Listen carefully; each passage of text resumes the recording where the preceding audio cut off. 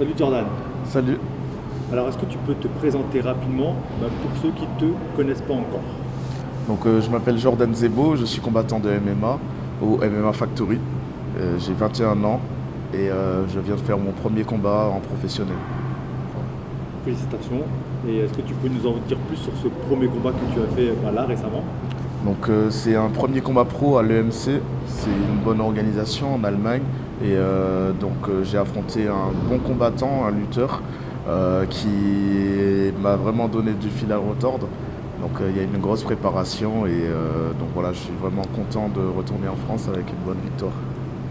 Là, ça fait à peine quelques jours et je te vois en forme, en pleine santé. Donc j'imagine que ça s'est bien passé, ce combat s'est bien passé. Oui, ça s'est très bien passé. Le game plan, la stratégie a vraiment bien fonctionné.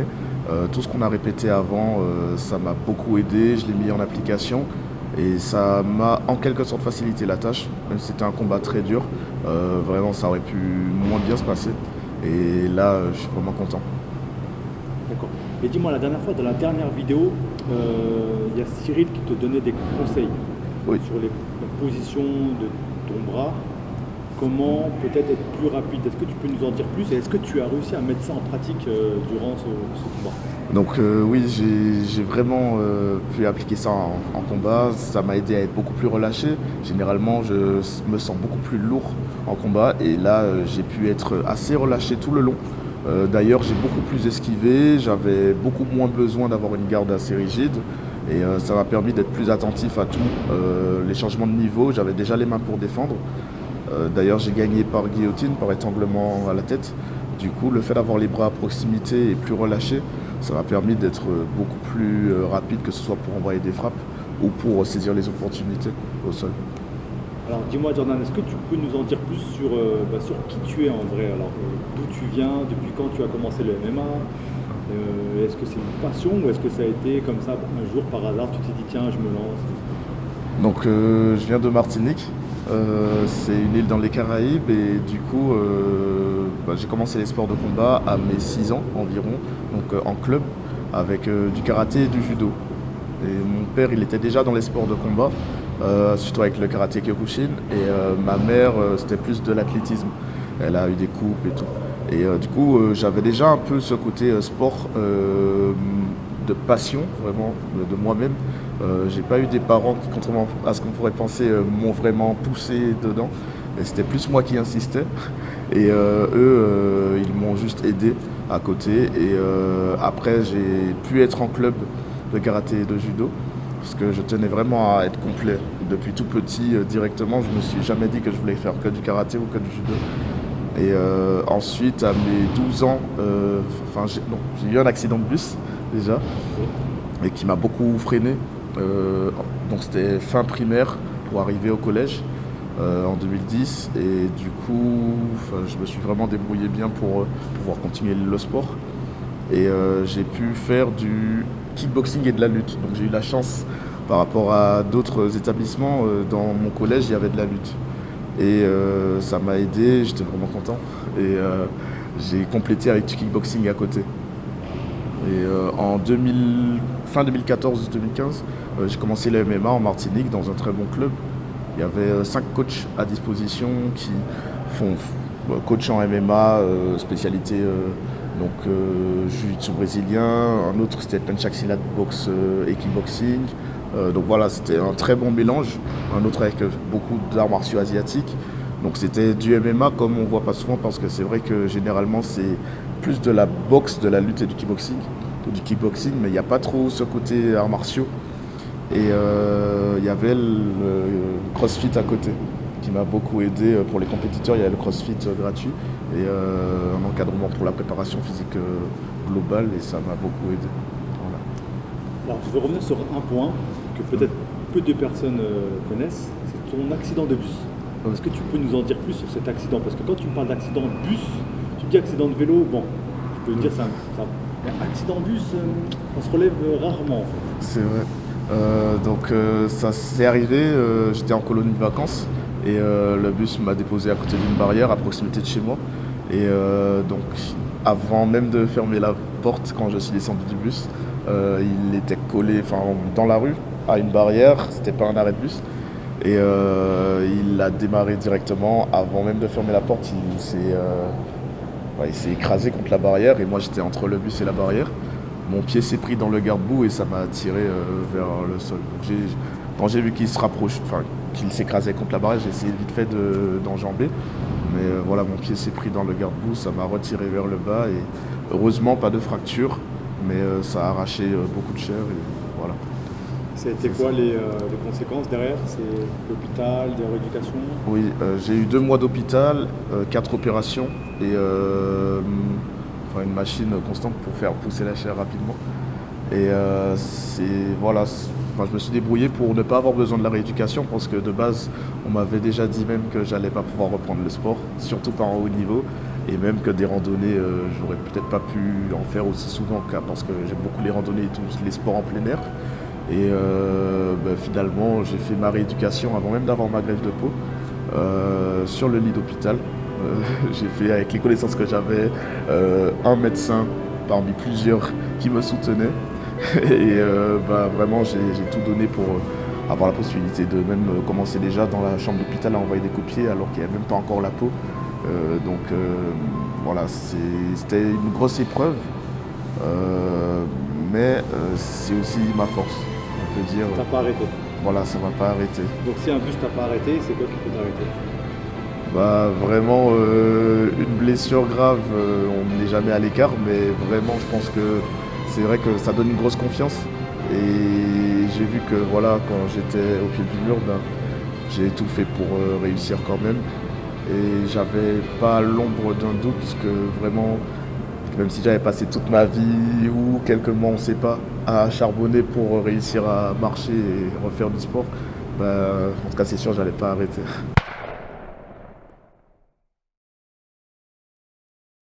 Alors, dis-moi, Jordan, Oui. est-ce que tu peux nous raconter un petit peu ton arrivée en France et puis surtout ta rencontre avec le MMA Factory? Donc je suis arrivé en 2018 en France. Mon club en Martinique m'avait bien préparé pour faire l'arrivée au MMA Factory, pour atteindre plus haut niveau. Et j'ai tout de suite accroché avec tous les coachs qui étaient vraiment qualifiés, la mise en place de plein de méthodes d'encadrement. On m'a fait commencer avec les amateurs, le groupe amateur uniquement, et ensuite, après m'avoir testé un peu, vu que j'avais déjà un gros bagage par rapport à la Martinique, après 1 ou 2 semaines, je passais avec le groupe pro. Donc je faisais les deux, je faisais les cours amateurs et les cours pro. Et j'ai aimé vraiment comment chaque coach m'a encadré sur la partie physique, les conseils, parce que j'ai toujours fait ma préparation physique seul en gros. Et là j'avais des gros conseils quand Nicolas Hoth était là et tous les autres coachs qui s'occupaient de la partie physique, d'autres coachs pour le combat. Et voilà, ça m'a vraiment fait plaisir. Donc j'ai continué à évoluer jusqu'à arriver à l'équipe de France de MMA. Donc le premier groupe France qui s'est formé pour partir au championnat du monde IMAF à Bahreïn. Donc c'était en 2019. Et j'ai réussi avec Ryan du MMA Factory aussi. On était 2 à ramener une médaille pour la France, donc tous les 2 médailles de bronze. Et jusqu'à maintenant on a continué à évoluer et on est passé en pro. Voilà. Est-ce que tu peux nous parler aussi un petit peu de ce que tu fais à côté, notamment la musculation? On te voit aussi beaucoup partager des photos et des vidéos dessus. C'est aussi une passion que tu as? Oui, c'est vraiment une grosse passion depuis toujours. Aussi, au même titre que les sports de combat, vraiment tout ce qui est développement, toujours pour les sports de combat quand même. Donc l'objectif, c'est toujours de devenir plus fort et tout. C'est un peu mon état d'esprit et grâce à ça, ça me permet de continuer à évoluer pour le MMA. Donc aussi personnellement, un petit côté esthétique, mais toujours 100% performance. L'objectif, c'est vraiment de pouvoir évoluer le plus possible. Je vais te poser une question parce que je l'ai vu sur tes réseaux sociaux. Est-ce que l'ARES, c'est quelque chose que tu vises et que tu envisages? Parce qu'il y a beaucoup de personnes qui t'ont justement interrogé ou envoyé quelques messages sur ça. Oui. Toi, c'est quelque chose que tu souhaites à Oui, moyen terme? vraiment, c'est quelque chose que je souhaite. Parce qu'on a la chance maintenant d'avoir le MMA en France. Ça permet de faciliter beaucoup au lieu de faire des grands voyages et avoir une grosse organisation à faire. Donc là, vraiment, le fait que ce soit sur place, ça permet de faciliter tout. La récupération, avoir un emploi du temps plus dégagé aussi. Voilà, moins de stress aussi. Mais voilà, c'est aussi que c'est public beaucoup. aussi. Ouais, le public. Voilà, tout le monde est là. C'est beaucoup plus facile pour les proches ou même pour les fans d'être présents. Vraiment, c'est que des avantages. Et en même temps, la rémunération. Donc c'est beaucoup mieux rémunéré, une plus de visibilité aussi par rapport à l'UFC Fight Pass. Parce que j'ai jamais combattu sur une organisation qui est présente sur l'UFC Fight Pass. Et on sait que c'est plus facile d'accès pour ceux qui ne peuvent pas être présents de voir le combat. Et voilà, c'est ce que des bénéfices. Ils n'ont peut-être pas le temps d'aller s'inscrire à la salle. Ouais. Ils ont peut-être parfois envie d'avoir un coach personnel. Est-ce que toi, c'est ce que tu fais ou pas du tout? Donc oui, je donne des cours au MMA Factory, de boxe anglaise et MMA, différentes disciplines, mais surtout aussi en coaching privé. Je prends au MMA Factory ou à domicile ou en stade en extérieur. Donc, salut, non, lui. Et, ça va? Merci beaucoup. Et voilà, c'est différents combattants, athlètes ou des personnes du quotidien qui veulent juste avancer dans certains objectifs de préparation physique, de performance, dans une discipline en particulier, par exemple du football ou esthétique, un objectif esthétique. Donc voilà, j'encadre sur différents plans et voilà, c'est ma passion. D'accord. Maintenant, on sait que si on a besoin, on peut te contacter pour prendre des cours personnels. Et est-ce que tu as quelque chose de prévu, hormis des combats, est-ce que tu as quelque chose peut-être à... Donc oui, là j'ai un voyage de prévu que j'organise avec ma copine et donc on espère pouvoir partir donc environ fin des vacances d'été. Un mois complet aux États-Unis ou environ 15 jours ce sera à New York, environ 15 jours à Miami.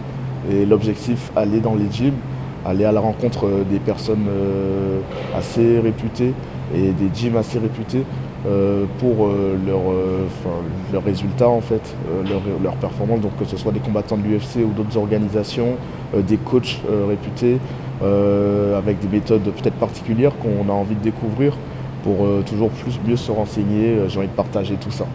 D'accord, donc tu vas nous partager tout ça en vidéo, c'est ça? C'est ça, donc un vlog où chaque jour je montre ce que je fais, un peu tout, hein, la diète, si on en a une, sinon juste ce que je mange, les entraînements que je fais, voilà, tout ce que je découvre, je vais partager. Est-ce que tu as quelque chose de prévu prochainement? Donc je prépare un gros truc, c'est aux États-Unis et je vais partir à la rencontre des meilleurs coachs et combattants là-bas. Waouh. Ok, aux États-Unis. Ouais. Hâte de voir ça en vidéo, Jordan. D'accord, merci Jordan. Merci à vous. Au plaisir de te suivre alors. Merci.